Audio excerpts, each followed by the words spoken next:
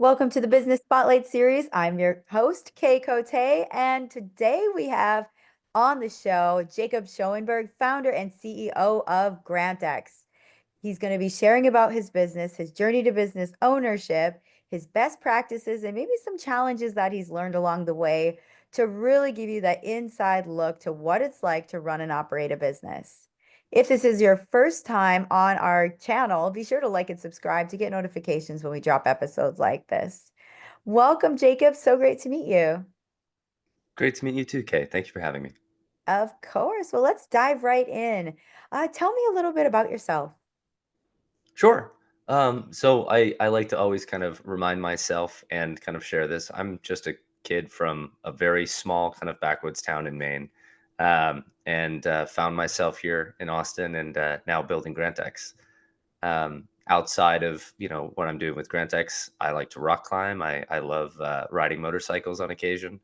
Big fan of making music. And then the one kind of fun fact about me that people seem to love is I actually grew up on a sailboat, living as a basically a nomad with my family for several years growing up. Oh my gosh, that is such a cool background. Was that on the East Coast where you grew up on the sailboat? Yeah, yeah. So we traveled up the coast of Maine to Canada, and then down the east coast of the U.S. throughout the Bahamas. Lived in the Bahamas for about 4 months or 8 months, actually. Excuse me, and then back. Oh my gosh, what a cool story. I've never met anyone who's lived on a sailboat, especially as a kid. So I think that is incredible. Thank you, thank you. Yeah, it's definitely a experience that I feel very privileged to have. Um, though it's funny when I share that story, something that I think is important to clarify is it was certainly not like a privileged style experience. It was not like a luxury adventure. We were eating rice and beans, and oftentimes were mistaken for people who were homeless. But we had a lot of fun. Oh, that's a heck of a fun time. Oh, yeah, that's like such a life enriching story for sure. Yeah, yeah. Oh, well, I'm excited to dive in and share about your business too, because that's like a perfect, like super exciting jump into the conversation. So tell me a little bit about Grant X. Sure, sure. And it's funny actually that experience on the boat really helped prepare me for building a company. I believe it. Being The rocky seas of building a company. absolutely. Yeah. So our mission with GrantX is basically to make sure that the people who are the best researchers in their field, the startups that are looking to change the world, the nonprofits that are looking to help the communities, and the companies that are looking to kind of lead the energy transition, all of these people that are looking to really make an impact can focus on their mission and not spend an inordinate amount of time doing the work to access the grant funding they need to do so. So making sure that people can focus on making an impact, and we take care of the grant funding component.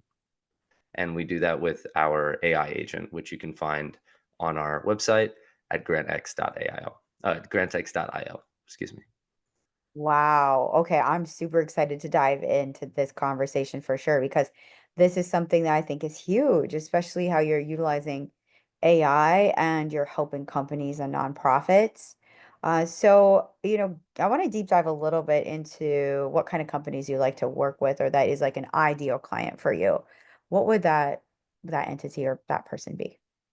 Sure, sure. So for us, our main focus is definitely enterprise. We want to be working with R1 universities. That's where a lot of these research programs are, home to people like actually Dr. Michael Sachs at UT. He's a world authority in cardiovascular research, and this is one of the people I spoke to early on in my, journey of kind of ideating around GrantX and doing market research. Um, Mm. and so he's leading the human effort in fixing the heart, and when I spoke to him, he said he spends over 60% of his time going after grants that he needs to support his research. And Mm-hmm. he's only left with about 10% of his time to actually do his work trying to heal the heart, right? Mm. So we want to try and get into universities to make sure that people like Dr. Michael Sachs can focus on making an impact, like I said, and fixing the human heart. Um, other areas like large businesses that are like capital intensive, especially like in or around the energy transition, Mhm. healthcare institutions. There's so many so many people, so many companies across industries that are struggling at the hands of this grueling grant funding process, which on average takes over 100 hours per application. Um, right now, who we're really working with is founders.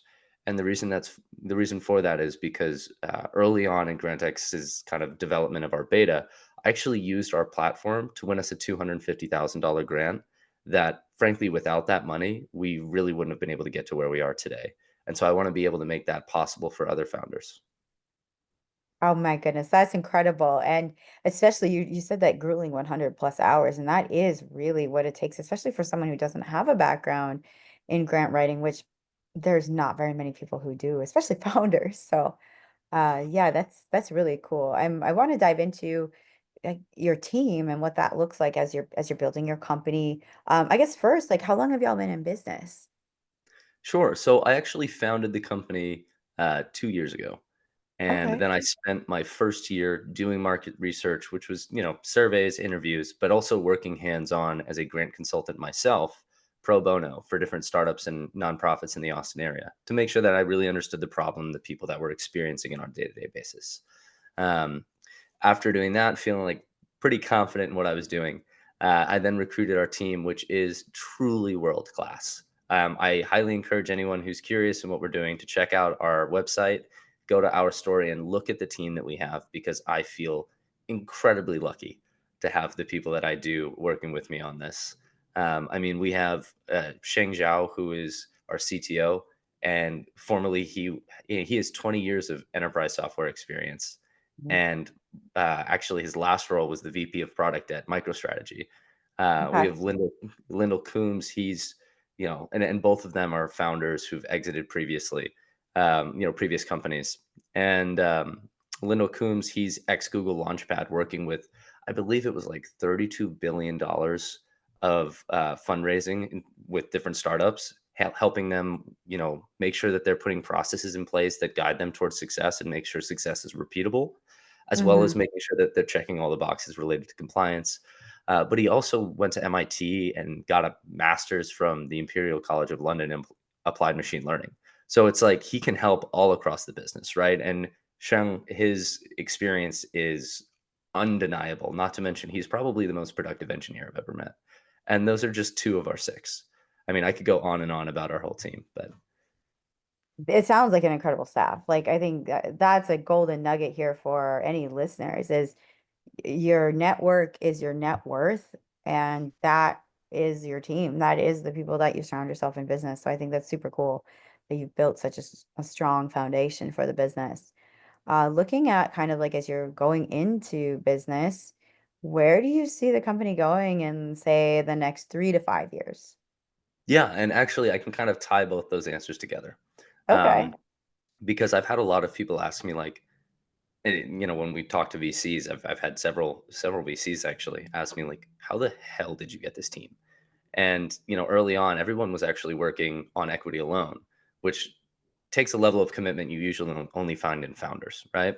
And so people Mm-hmm. would ask me, like, what the heck, right? Like, what did you do? And for me, I think it's about what is our mission, right?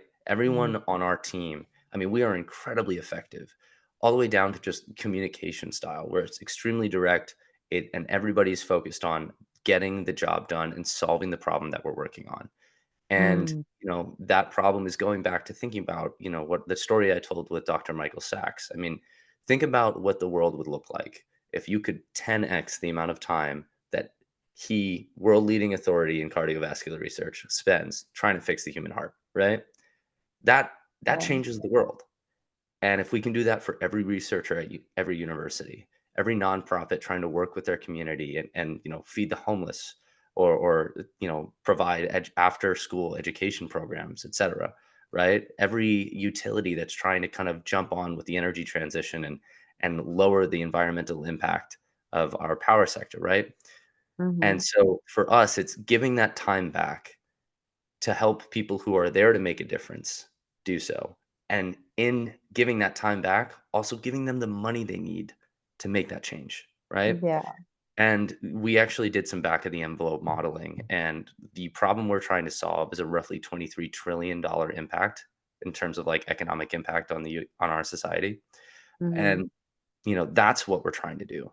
We're trying to address that and ultimately turn the grant funding ecosystem, which is a huge pain in the butt and designed back in like 1977, into a more optimized and agent-led marketplace that facilitates change rather than acts as a barrier to it. Um, and that's kind of also how we built the team, is everyone's just aligned around that mission and that vision. Oh, wow. And you're so right, about the grant, right? Or like the way it's done. It's so challenging. And it's like there's a lot of untapped money out there for businesses for to help them with their causes, whether it be nonprofit or for profit, like you mentioned, the heart surgeon. It it's incredible. And there's so many of these dollars that are just like sitting there that don't people don't even know about for their industries. So I think that's incredible. Um, yeah, looking at kind of what you're doing is really big. And I am curious to how you're marketing yourselves to get people to know about you and use your services. How are you putting yourself out there in the market? Yeah. Well, obviously, making appearances on amazing podcasts like yours is very helpful. Always like having a spotlight on us. Um, but I actually went to school for marketing for my undergrad, and from that, I've become a product led guy. Mm, yes. um, but no, really, I mean, we are here to solve a problem, right? And so for us, the number one priority is making sure that our product does just that. And so in our current stage, as we're kind of gearing up and working on this initial go to market, we're trying to make sure that we are gaining some word of mouth traction, right? So we've grown up to 250 users off of word of mouth alone. By making sure that our product is actually solving the problem that people are so desperate to get help with. And to that, we're starting to see growth there. Um, Once we hit kind of, a critical threshold of, okay, we have product market fit, that's when the gas really gets put on the fire in terms of marketing. And, Mm, for me, digital, again, I went to school for this. I've done a little bit of marketing in the past. And to me, digital marketing and content marketing, all kind of the same. It's a pretty standard approach. There's mhm, some creativity involved, but there's kind of a playbook for that. Um, mm, so to me, you can follow the playbook all day. You'll have short-term success, but if you have a product that isn't really addressing people's needs in the long term, what are you doing? So we're making sure that we're getting ahead of that. Also, to comment on something that you mentioned earlier about people just not knowing that funding is out there, couple of quick plugs. Um, First off, perfect example for founders, right? SBIR or SIBR funding through the NSF, NIH, et cetera, is for primarily like research and development of new technologies in the US. People have heard okay. about it. People kind of know it's out there, don't really know what it is. It's $4 billion of funding that's available for primarily startups. And, oftentimes founders will say, okay, I'll go after this. Well, it's usually takes about 60 hours to apply. And as a founder, if someone said there's a task that I need to do, and it's going to take me 60 hours, I think my hairline would like shrink 3 sizes that day or something. And, and so, that's really tough for founders, like you mentioned, especially if people aren't familiar with applying to grants. And so the Mhm, result is Sivers typically you only see like a 26% success rate, getting into that first phase of funding, which is usually between 250 and $275,000, but you can get up to $2 million. And so like that's an area where we really want to help because people may not really understand what the program is, even though they know about it. And then there's this huge barrier to accessing that funding. So that's like one big area where we can help. The other side of it, of like not knowing what's out there, is the process of finding grants to apply to traditionally takes between 2 and 3 weeks because, yeah, you can use a government database, do keyword search. It's a government tool. It's going to be a pain in the butt to use. And it has been a pain in the butt to use, right? And then from mhm, there, you're looking at private foundations. What nonprofits and other foundations are giving out grants for niche causes that you may be a good fit for? Well, that's a mhm, ton of Googling. You're looking through newsletters, blogs, etc. It's a huge lift. And one of the things that we've done early on here is we've actually built out our own dynamic agentic web scraper, consolidating the full list of 156,000 private foundations and scraping them for their grants, as well as aggregating all of the federal grant funding that's available with these private foundation grants.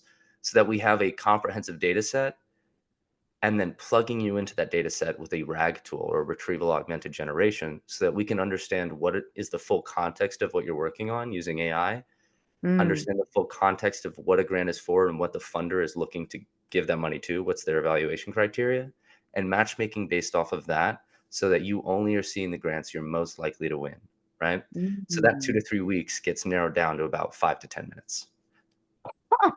Sign me up. That's amazing. Okay. So digging a little deeper into, what you do, I want to know your why. Like what inspired you personally to do this? Yeah, yeah. And I think this is something that the team can align with. Everybody on the team, as I said, is all about mission vision, and it's the reason why we've been able to get such incredible talent.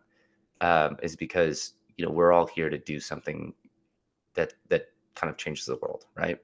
We want to leave an impact. We've all had careers where we've honed our skill sets, learned how to like move and shake. Um, but it's what do you do with that? Do you just go out and make a bunch of money and sit on your porch? Well, maybe. And if that's what you want to do, like power to you. That sounds a lot more relaxing than what my day to day life is. But for me, my career started in finance, and I learned how to move and shake, and I learned a lot from my mentors, and I'm forever grateful for them. But I also learned that I didn't want to work in finance, and I didn't want to just work with money, right? I Mm, wanted to go out and do something. I mhm, initially came to Austin to work in corporate strategy in the power sector, where I was specializing in as an AI strategist for the region, as well as focusing on projects targeting the impacts of extreme weather events on critical infrastructure. So essentially, like, how does humanity survive climate change? And how does that relate to Winter Storm Uri and like snowpocalypse, right? right.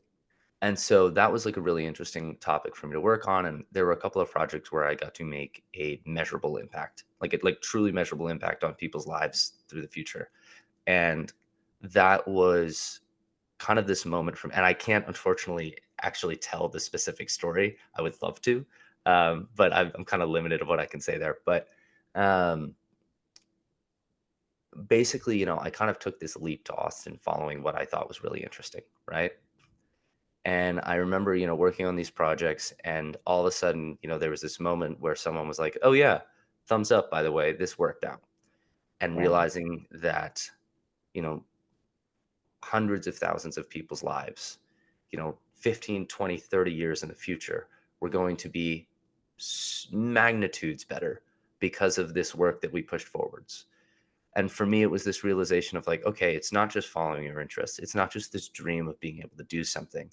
You can actually apply these skills that you've learned and take this, the 80, hour weeks that you worked early career and all the stress that you took on and make it worth something and make it worth something to humanity and the society that you live in. And that's addicting. Um, and so that's what we're here to do. Wow. I absolutely love that. I want to switch gears a little bit and talk Sure. about something like maybe that you're challenged with on this journey. Because, the journey to business ownership is always there's always ups and downs. So, what is something that you're challenged with right now in your business? Oh, full night's sleep. I get it. I totally get it. Yeah, no, melatonin, magnesium, comforting pillows, whatever. If you figure out the secret, please let me know. But no, it really, I think the thing that is challenging for us is um, people's perception of AI. Mm, It's a technology that's largely, it's not very well understood, especially where it's going. I won't pretend to be able to see the future. Um, but because of that, I think the broader marketplace has maybe healthy, maybe a little bit beyond healthy levels of skepticism around AI tools. mm, And so oftentimes, especially when, we are truly here to help, right? And making sure that you're kind of re educating people. For us, I mean, usually in a 15-minute call, I've had literally had 15-minute calls where people are just saying, like, "I'm scared of AI, I'm not touching AI tools." And by the end of the Mm-hmm. call, they're like, "This is amazing, this is gonna change my life, where can I sign up?" And I've had Mm-hmm. those calls a bunch of times. But the thing is, I'm building a business, we're scaling this business, and I can't be on a call with every person forever. Yeah. And so that's definitely something that's kind of an interesting challenge is broader market sentiment. And some say that's just like a, patience thing and waiting for people to come around. For me, I think about like, okay, let's just focus on early adopters, standard play. But it's definitely something that's interesting. Yeah. So what you're kind of saying is here, information and getting yourselves out there, presenting the information, but in a broader way, so you're not taxed with like, yeah, the one-on-ones and like you want to expansion. What are you doing currently to make that expansion happen? Yeah, I think oftentimes when people think about expansions, maybe it's intuitive to some, maybe it's counterintuitive to others. Hmm. But the quickest path to expansion is focus. Right? It's not a shotgun approach. It's how do we kill it in one area and go from there, right? And also, how do we make sure that we're not trying to market to the people that are typically like uh, laggards or late adopters, late stage Yeah. adopters, the Yeah, of people who course. want to try the new tech, right? Focusing on them rather than going to everybody. Um, Mm, things like this, um, and making sure that on multiple dimensions, your focus is driving you forwards and for us making the most impact on our users lives because we want to make sure that our users are the greatest ambassadors and representatives of our tool, but also impact on your company's growth as well. mm. So are you putting systems into place or like tangible action items to like do you Oh have yeah. goals? You're like what's your kind of like goal of people you talk to and how many people are then adopters of the AI possibilities with each grouping of people? Yeah, absolutely. Sorry if my answers are a little abstract. No, you're good. Yeah, no, I actually spent last weekend building out our sales automation systems and making sure like Okay. everything is integrated, everything's communicating. Making sure that we're creating. We have like automated lead generation feeding into our CRM, which also works with drip campaigns and automated sequences, so that I can operate with as kind of the single salesperson on the team, with the power of someone who may have 4 or 5 reps. Um, Okay. so that's huge. And then also just making sure, again, targeted campaigns, making sure that like the partnerships you're chasing after are worth it. Mhm. Um, Mm, you know, Rather than having 100 industry partners that may or may not be relevant to what you're doing and may or may not be relevant to the specific user set you want to go after. mhm. Picking like 2 or 3 and building quality relationships with them and taking advantage of the opportunities they make available in a market segment that is the most valuable for you. Definitely. Well, this has been such a great conversation. You've given so many golden nuggets of information for anybody listening or watching this. Now I want to dive into kind of a fun part of the Q&A. It's Sure. called our rapid fire questions, where I ask you just 4 questions where you answer very top of mind. So, are you ready for some rapid fire?